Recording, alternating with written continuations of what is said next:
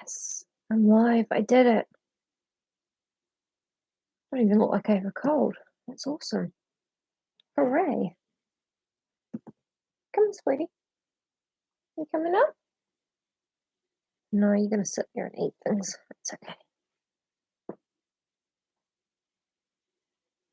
We'll play with the mouse. That's also fine. Hello. Hello, hello. Naya Bear's here. If you can hear a little bit of jingling, that's her. I did not cut my hair. It's just a clever ruse. I'm sorry, Nick. I'm sorry that you're so very essential that you can't watch my essential web stream. Thank you. It's just kind of sectioned and then tucked up underneath itself and pinned with some clips. I don't think it's very secure, but it's kind of fun, kind of different.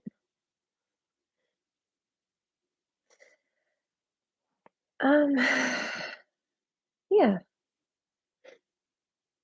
What's up? Hi, John. Hi, Danny.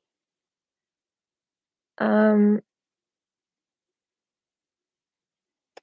coming up? Coming up to sit? Do you want to go out? Or do you want to go up? Nivy's here. I'm trying to keep an eye on her so she's not trapped inside at any point. But yeah, yesterday was very exciting. I'm an essential worker. Essentially, I do not get paid. But if I don't do this every day, I go a little bit crazy. Today I had a shower. Pretty exciting. Yes. We've got a guest on the stream, and it's Niobe. Hello, sweetie. Niobe, the stray cat. Hello. You're not facing the way that says I want pets, though, are you? You're facing the way that says open the door, please. Outside? I thought we had an understanding about the direction you face, what that means.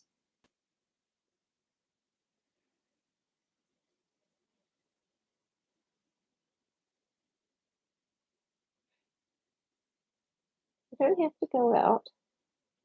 I would like to shut the door if I can. Okay. All right, sweetie. That was exciting. I know. She's been so lovely lately. She's sitting outside. Oh, you can have her. I love her, but my two just should not have to get used to another cat. I've already given her treats to lure her inside for food. But yeah, anyway, yesterday was exciting. I got the news that I'm only 12 days or 11 days now from getting a very limited form of treatment, which is a huge victory. Like, unbelievable. So I had a cold, but I've been drinking a lot of water, and I caked on the makeup so you can't see all the areas that are red. Bye, Nick. Rhubarb. Come back and watch the video later. We'll all be thinking of you. Yeah, the 11 days of Ketmas. It's very exciting. Also today, should be getting that delivery from the post office, so we'll be listening for that as we read. Bit of buggering will come somewhere near my door this time. Right. So, Kathy, the last time on Wuthering Heights, Kathy decided she was going to die, or she knew she was dying. I don't know. Um, and Heathcliff runs away with Isabella, Edgar's sister, because he wants all of Edgar's stuff when he dies. And then Kathy goes really mental. But she's pregnant, so they have to try to keep her non-mental. Oh, you wouldn't like that. Oh, I'm wearing my flannel shirt, my plaid, stealing lesbian valor. Oh, it's comfy though. It's cozy. I've got a cowl neck top underneath, a merino one, and it completely fucks up the whole silhouette. That's nice. Right, so yeah, Kathy's dying in earnest this time, just for no apparent reason except that she's mad. And the doctor is like, look, if you want your baby to be born, you got to keep her not mad for about 9 months. Thank you, Alex. Actually, the short hair kind of ties into that, doesn't it? Grandma's first odd remark about lesbianism. They've got the short hair. Yes, all of them. Okay, back to the Wuthering Heights. Fuck, I'm so tired. I woke up at 5:30 and couldn't get back to sleep. It's just I was up for the day. I was like, fuck it. I don't look it. I've done a great job today with the paint. That's the highest praise you could possibly get.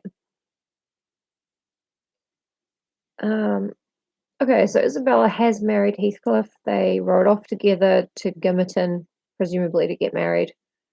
And then they came back to Wuthering Heights, and Hareton is just a little baby, but he still tried to set the dogs on Isabella. Joseph hates her. Heathcliff hates her.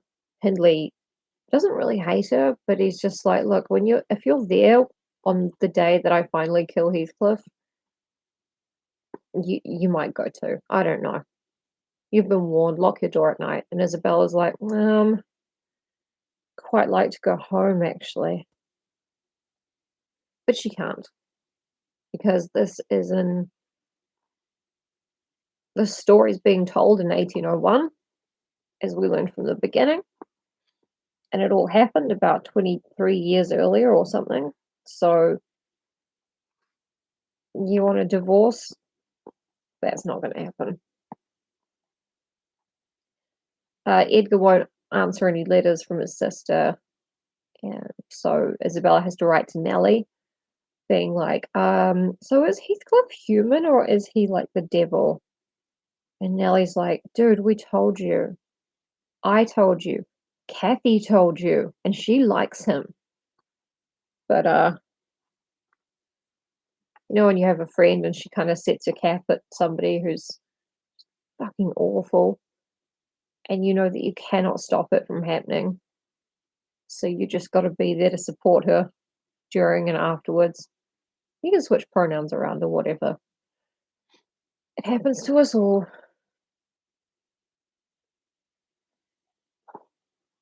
Yeah, but now we can break up. We don't have to live with each other forever at Wuthering Heights. So we're about 10 minutes in. I've basically recapped the chapter and a half that we did. Oh, God. She's just sitting on the... Come on, sweetie. Come on. There's more treats around the corner for you. I think she speaks English. You annoyed me. Oh, good girl. Good girl. I gotta shut the door because it's so cold, okay? If she jumps up on the arm of the couch, I will move the camera. So, sorry. Wuthering Heights, chapter 14.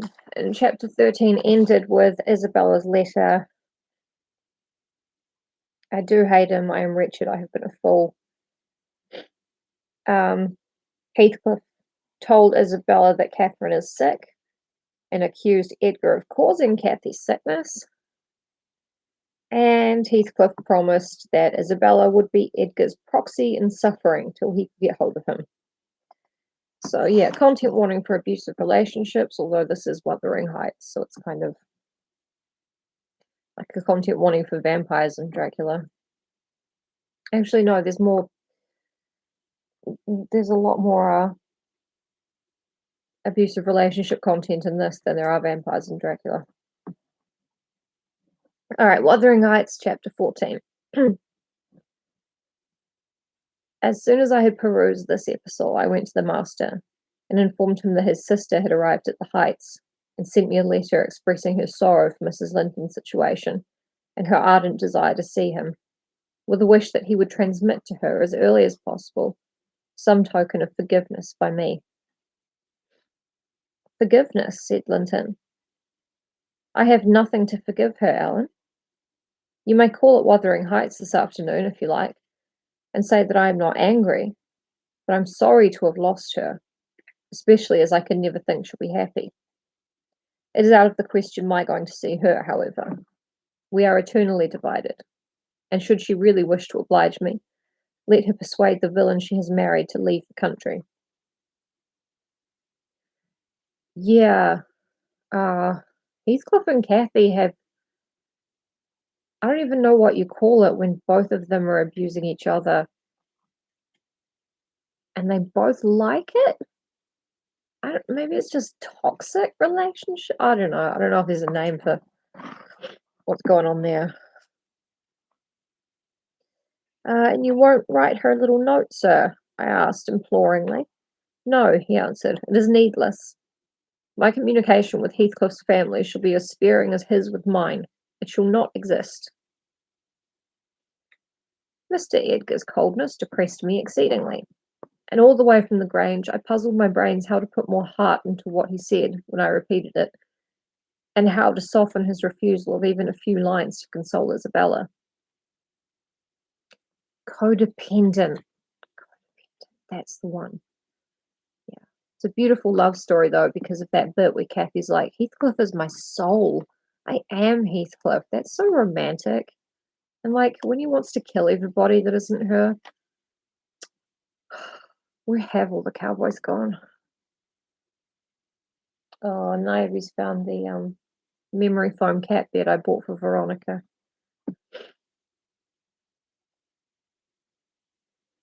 Oh, it's nice, isn't it? It's right under the heat pump.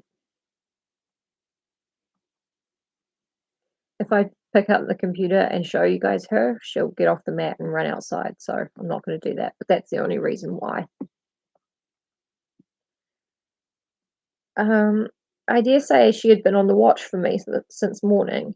I saw her looking through the lattice as I came up the garden causeway, and I nodded to her, but she drew back as if afraid of being observed.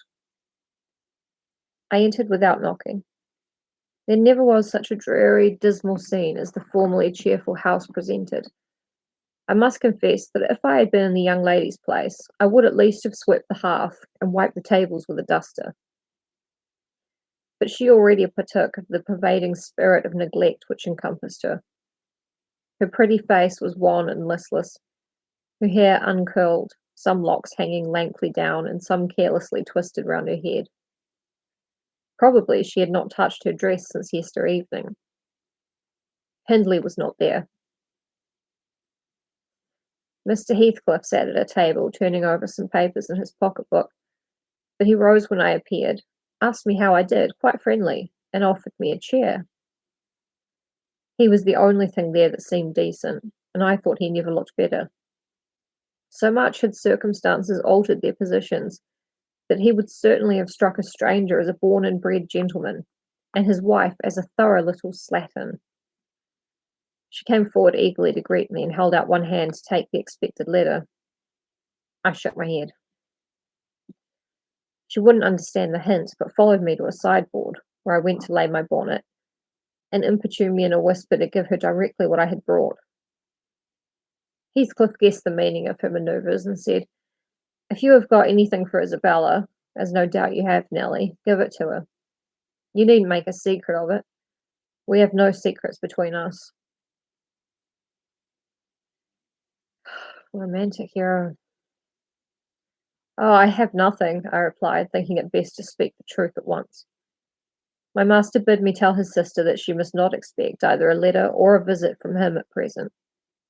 He sends his love, ma'am, and his wishes for your happiness, and his pardon for the grief you have occasioned. But he thinks that after this time his household and the household here should drop into communication, as nothing could come of keeping it up." Very sad. Mrs. Heathcliff's lip quivered slightly, and she returned to her seat in the window. Her husband took his stand on the hearthstone near me, and began to put questions concerning Catherine, the only person in the world. I told him as much as I thought proper of her illness, and he extorted from me, by cross-examination, most of the facts connected with its origin. I blamed her, as she deserved, for bringing it all on herself, and ended by hoping that he would follow Mr. Linton's example and avoid future interference with his family, for good or evil. "Mrs. Linton is now just recovering," I said. "She'll never be like she was, but her life is spared. And if you really have a regard for her, you'll shun crossing her way again. Nay, you'll move out of this country entirely. And that you may not regret it, I'll inform you Catherine Linton is as different now